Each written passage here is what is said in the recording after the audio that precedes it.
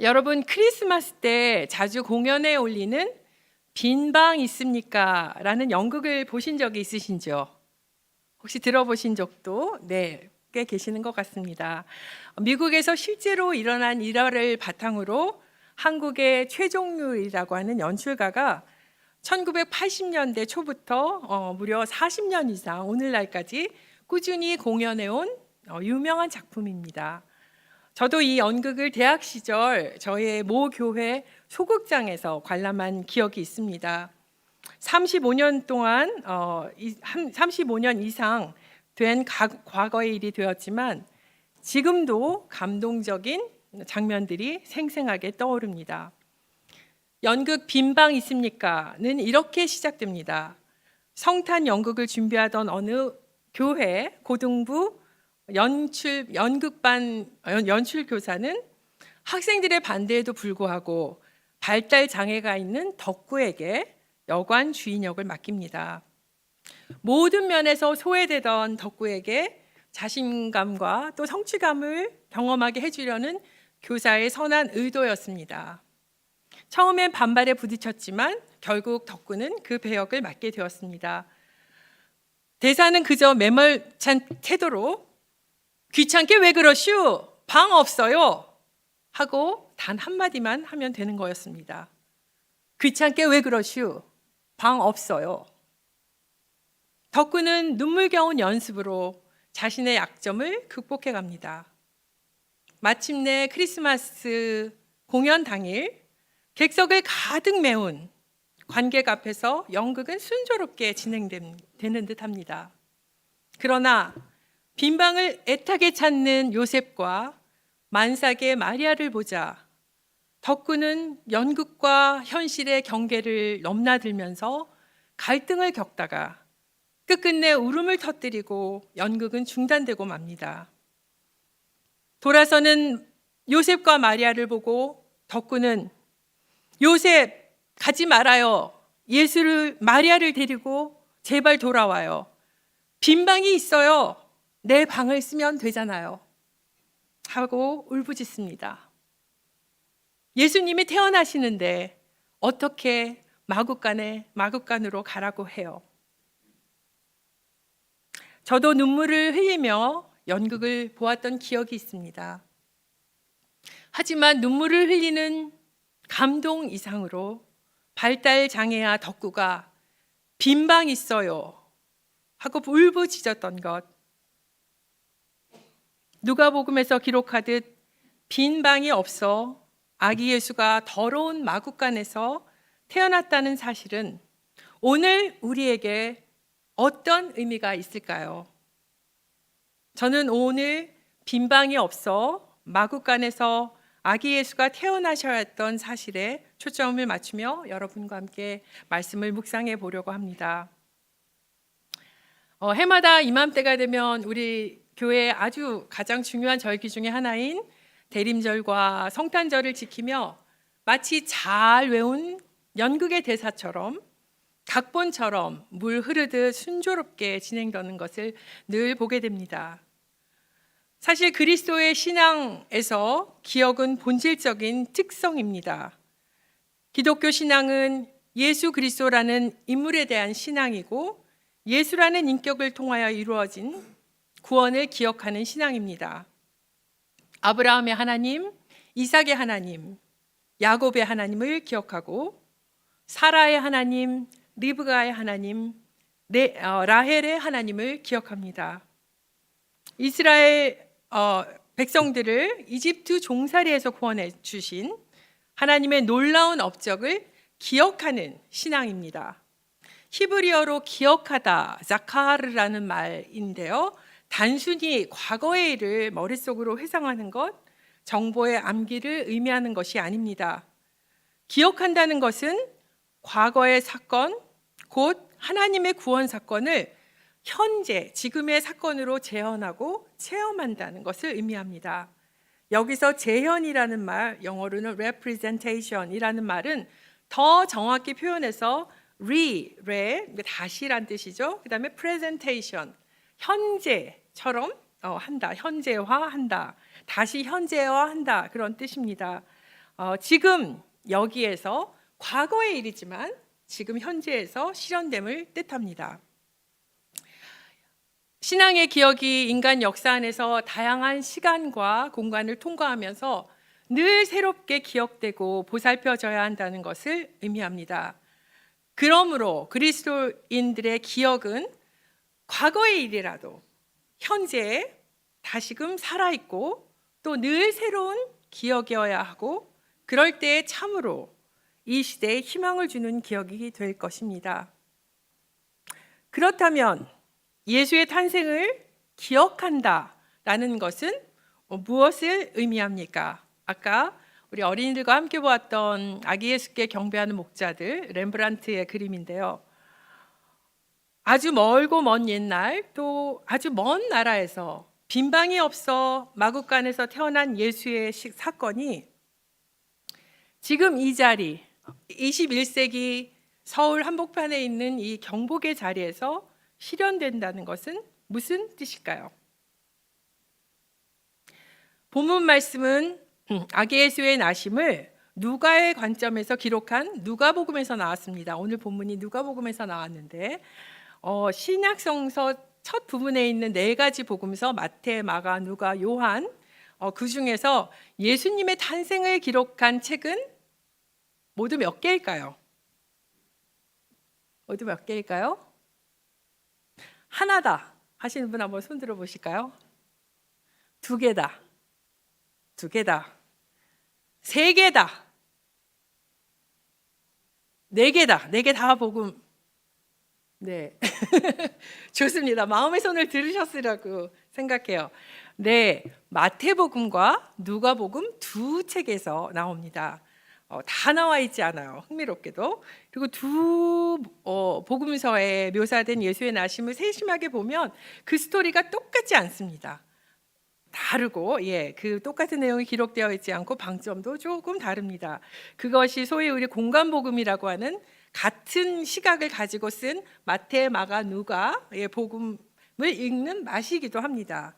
그리고 마지막에 나오는 요한복음은 시작부터 굉장히 다르고 전개 과정도 좀 많이 다르죠.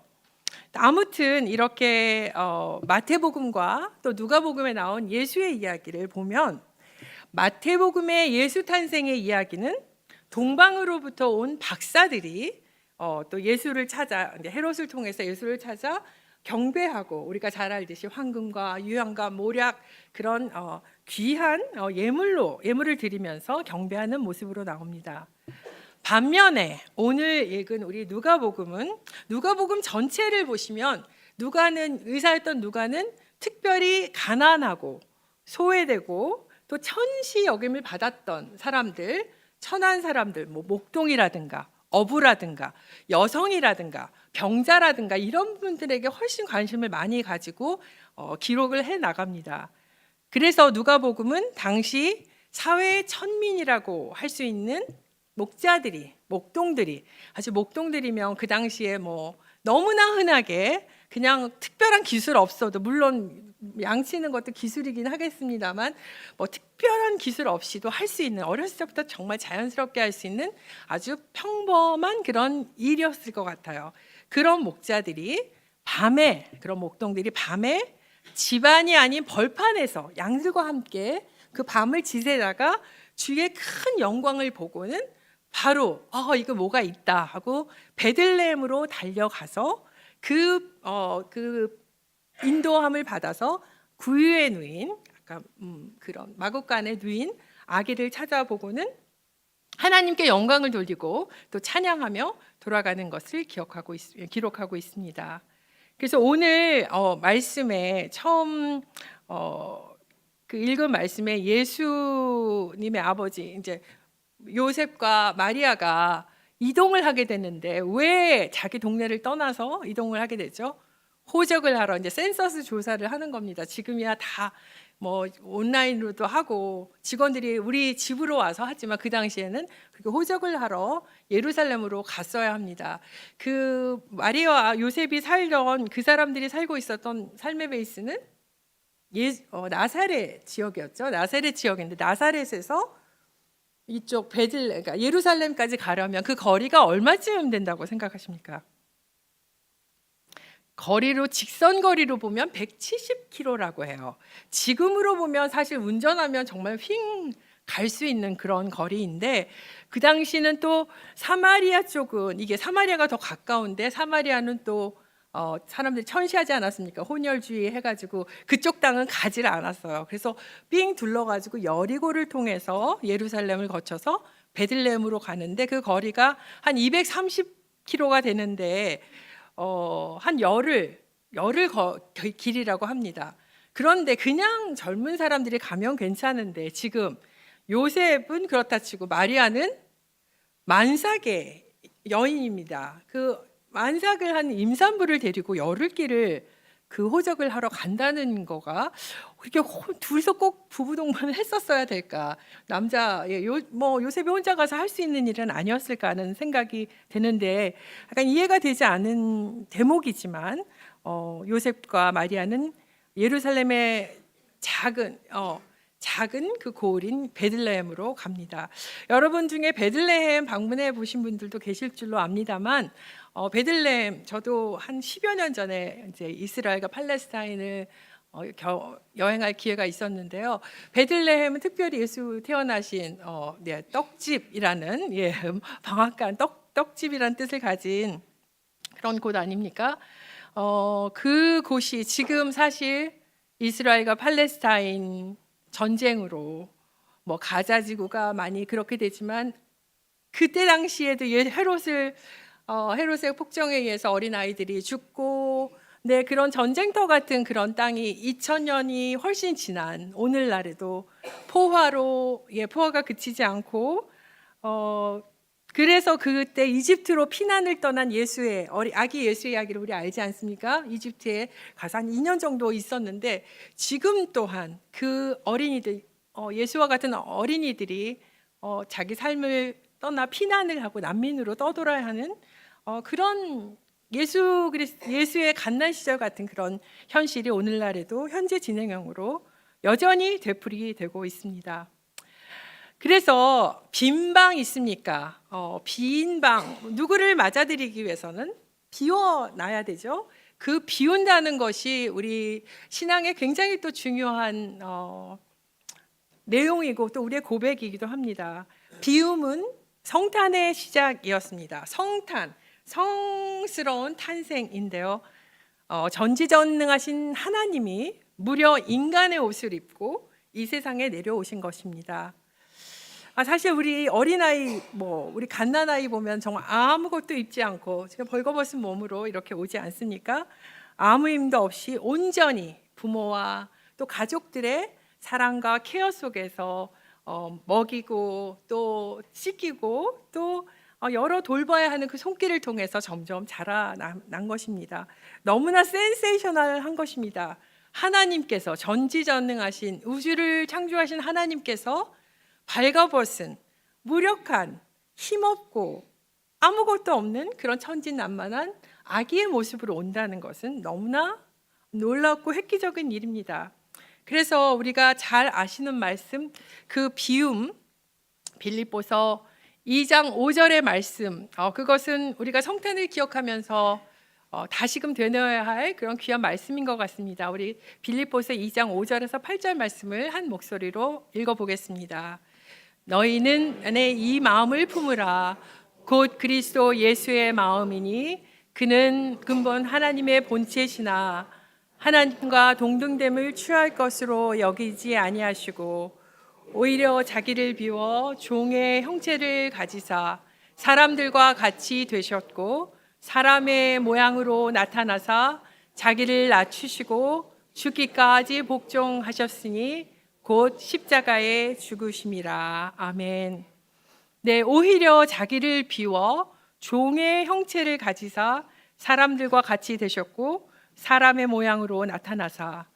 이 성탄의 이야기가 예수님의 자기 비움에서 시작된 것입니다. 우리가 케노시스라고 말하는 그 케노시스, 비움은 또 소모를 뜻하는 뜻이기도 하고, 예수님께는 신성을 포기하고 하나님됨을 포기하고 자기를 비울 때 쓰는 말입니다. 이 예수님의 비움은 쓸데없는 것이 아닙니다. 쓸데없이 비운 것이 아니고 가장 고귀한 것을 비운 것입니다. 그것은 다름 아닌 하나님과 동등됨을 비우신 것입니다.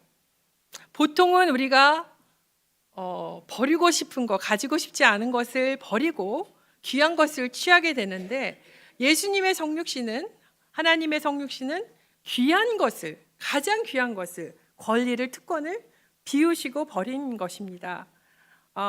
그래서 예수님 그 태어나는 순간부터 그러니까 가축의 먹이통인 구유에 이렇게 눕게 되신 건데요.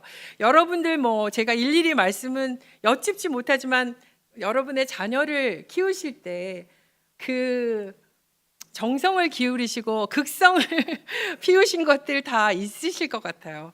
저도 큰 아이가 태어났을 때 너무너무 귀해서 제가 말씀드린 적도 있을 것 같습니다. 기저귀는 일회용 기저귀를 썼는데 그 아이가 살에 닿는 부분을 그 귀한 피부가 그 상할세라 제가 그 천기저귀 있지 않습니까? 그거를 주름이 가지 않게 일일이 다렸어요. 지금 생각하면 왜 그런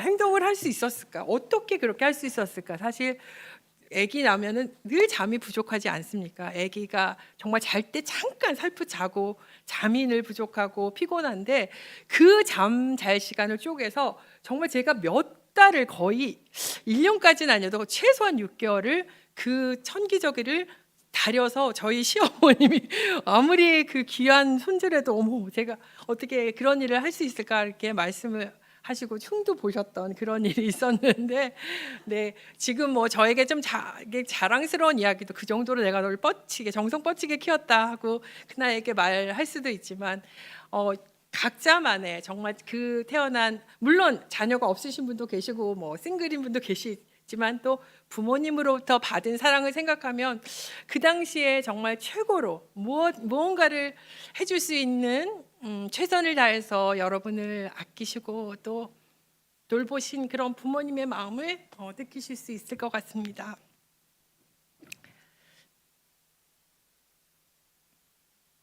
여러분, 그래서 이 비운다는 거에 대해서 또 우리 기독교 안에서 이렇게 동등됨을 취할 것으로 여기지 않고 자기를 비웠다 하는 것이 있는데, 비운다, 우리는 공간이라는 말을 쓰는데 빌공자에 사이간자, 공간, 그런 스페이스가 생겨야 누가 들어오고 누구를 맞을 수 있고 누구를 돌볼 수 있는 것 같습니다. 그래서 요즘에 우리가 미니멀 이라고 라이프 스타일을 많이 추구하는데, 비우려면 있는 거를 내보내야 되겠죠.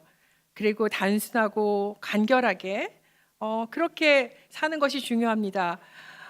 여러분, 몇 해 전에 그 평창, 우리가 좋아하는 그 김연아 선수가 굉장히 잘하지 않았습니까? 금메달, 그 어려운 동계올림픽 금메달도 땄는데, 그때 당시 라이벌이었던 선수 혹시 기억하시나요? 일본의 아사다마오? 예, 그 선수 굉장히 잘하는 선수였죠. 항상 그 라이벌이 돼서 앞서거니 뒤서거니 했는데, 그때 당시 제 친구 중에 특별히 이제 그 스포츠 이런 쪽에서 가르치는 교수가 했던 말이 저는 생각이 납니다.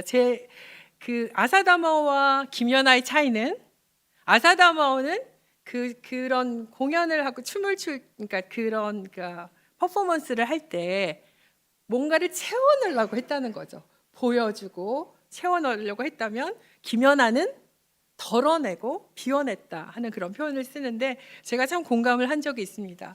현대의 삶은 인간의 삶이 그런 것 같습니다. 뭔가를 채워놓고, 어려운 시절에는 냉장고를 들여놓고 세탁기를 들여놓고 차를 들여놓는 거가 참 좋은 시절이었다면, 지금 이제 풍요로워진 시대에 우리가 고민하는 것은 이렇게 꽉 찬 우리 집에 이 살림을 어떻게 비울 것인가, 이 꽉 찬 클로젯, 우리 옷장을 어떻게 비울 것인가, 네, 그런 것들을 고민하는 시기가 된 것 같습니다.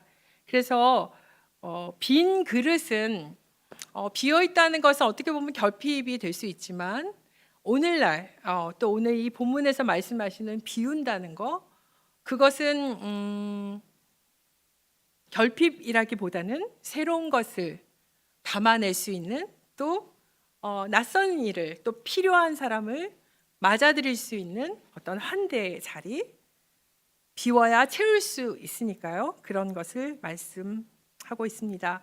여러분 그림을 보았고요. 혹시 메러디스 빅토리호라는 이 배 이야기를 들어보신 분 계십니까? 이게 한 90년대에 그런 이야기가 있어서 한국에 계신 분들은 많이 접하셨을지 모르겠는데요. 6.25 전쟁 중이던 1950년 12월 13일, 그러니까 지금 한 몇 년 전이죠? 73년 전, 네, 거의 70년 이상 전에 세계 전쟁 역사 중 가장 큰 규모였던 흥남 철수 작전이 막바지에 다다랐습니다. 우리 경복교회 성도님들 가운데서도 이북에서 내려오신 그런 성도님들이 많이 계신 것으로 들었는데, 흥남 철수 작전, 그것이 1950년 12월 23일에 있었다고 합니다. 당시 20만 명의 피난민이 몰린 흥남부두, 20만 명의 피난민이 몰린 흥남부두 노래도 있지 않습니까? 거기에 화물선, 지금 여기 보이시는 이 배 메러디스 빅토리오는 화물선이었다고 합니다. 고작 60명 정원을 태울 수 있는, 사람들은 60명만 태울 수 있는 그런 배였다고 합니다. 주로 화물선, 화물을 실는 60명의 정원을 실을 수 있는 빅토리오호가 그 흥남 철수 때 무려 14,000명의 피난민을 싣고 3일간의 항해 끝에 거제도 장승포항에 도착했다고 합니다. 그래서 이 메러디스호가 가장 많은 사람을 태우고 항해한 배로 기네스북에 등재되어 있다고 합니다. 무슨 일이 있었길래 메러디스 빅토리오는 정원에 230배가 넘는 승객들을 태우고 항해를 시작한 것일까요? 저 배가 굉장히 큰 배지만 14,000명을 실을 수 있는 배 같지는 않은데, 6.25 전쟁 당시 인천 상륙 작전에 성공한 유엔군과 한국군은 파죽지세로 북진해 가다가 12월 1일 날 중국군의 인해 전술에 밀려서 흥남에서 후퇴를 결정하게 됩니다. 이 소식에 굶주린 20만 명의 북한 주민들도 남쪽으로 이제 피난하기 위해서 흥남부두로 몰리게 되는데요. 전쟁의 승리를 중요시했던 미 제10군단장 에드워드 알몬드라는 그 군인이 민간인의 탑승을 거부했습니다. 당연히 그럴 수 있죠. 이 배는 특별히 군사물자, 군수물자를 실은 무기나 이런 것들을 실은 그런 배였다고 합니다. 그래서 민간의 탑승을 거부했습니다. 얼마든지 그런 거부할 수 있는 일이라고 생각합니다. 그런데 이에 김백일 장군과 현봉화 고문이라는 분이 군대 편의를 이유로 피난민을 버릴 수 없다며 알몬드 장군을 끝까지 설득했고, 이들의 민족 사랑에 감동을 받은 알몬드 장군은 20만 명이 넘는 피난민들의 수송 작전, 흥남 철수 작전을 개시하게 되고, 그때 그 피난민들의 철수, 남하를 위해서 동원된 군함과 민간 선박은 총 193척이나 되었다고 합니다. 그 중에 한 척이었던 이 60명 정원의 화물선 메러디스 빅토리오는 25만 톤의 군수 물자를 모두 버리고 바다에 버리고 피난민들을 태우기 시작했습니다. 18시간의 긴 탑승 끝에 14,000명을 태운 배는 3일간의 목숨 건 항해를 끝으로 거제도 항에 다다랐습니다. 14,000명이 출발했는데 몇 명이 내렸을까요? 보통 같으면 사실 이런 일에 폭동이 일어나서 사람들이 많이 다치거나 죽거나 그렇게 한다고 합니다.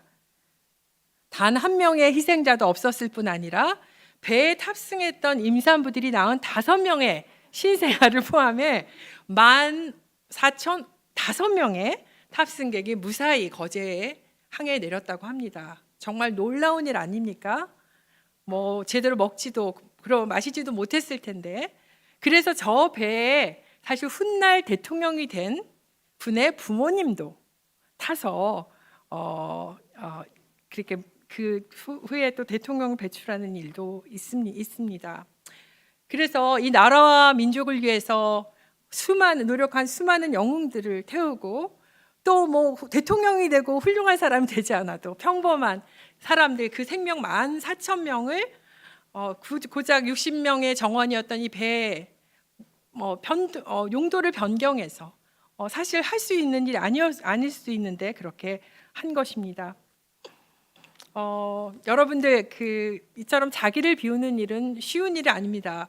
여러분들 덕구라고 생각해 보세요. 이 역을 맡았을 때 그 역을 대사대로 잘 하는 것이 자기의 역할을 잘 하는 것입니다. 빅토리아 메르디스 이 빅토리호도 화물선이니까 당연히 화물을 실는 일만 잘 해도 누가 뭐라 하지 않았을 것입니다. 하지만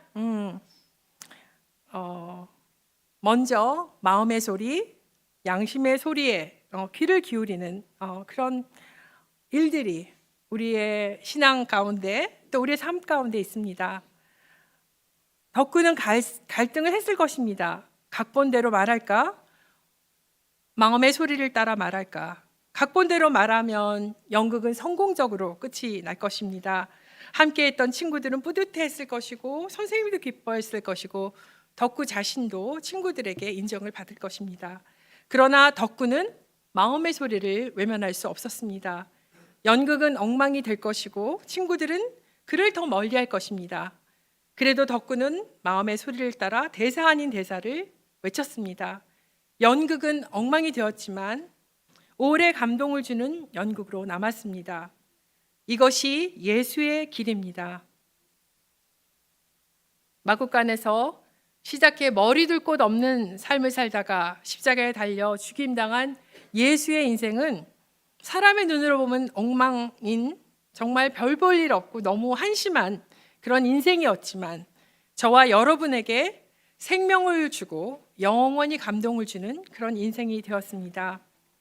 자기를 비우는 결정의 반대편에 선 논리에는 사람 냄새가 나지 않습니다. 물론 조직을 운영하고 또 나라를 운영하고 사회를 운영하기 위해서 중요한 그런 시스템이 중요합니다.